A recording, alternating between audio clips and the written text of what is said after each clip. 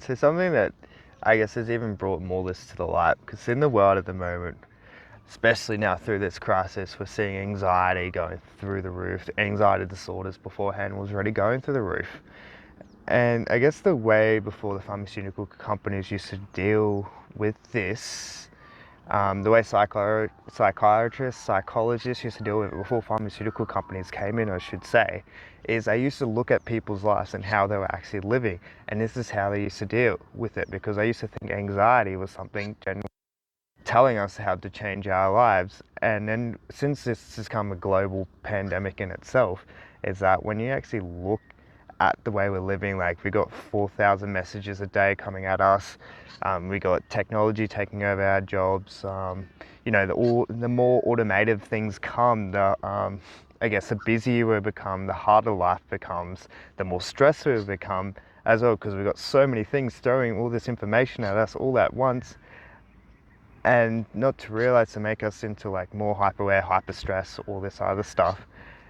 And I think this is anxiety, and our body's telling us this is not meant to way for the way we're meant to live. And and this is what the old psychiatrists, psychologists said before pharmaceutical companies came in, before like they gave a pill for everything.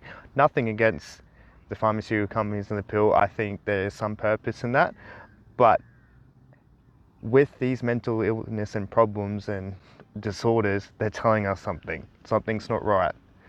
And a lot of the time, especially with anxiety, it's the way that we are living that isn't the right thing for us. That's why we're hyper anxious all the time and that. So it's like take a step back and look at the way that I guess the world's going, way your life is especially, and listen to the anxiety and realize, okay, this is my body telling me that I'm not going in the right direction, or that I'm not doing the right thing. And just sit down and analyze your life and look at the things that you're doing. What things can you cut out to make it not as busy? You can bank more time for yourself. You know, even more creative outlets help with this as well. Bring your hobbies into your life, because this is like the things that keeps your normality too. So biggest tip is like just reflect it and use your anxiety as a tool.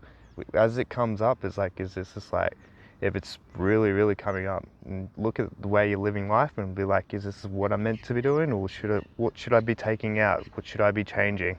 And I think this is all a responsibility we all can look at. So yeah, anxiety deserves a purpose. It's not the worst thing in the world. It's trying to tell you something.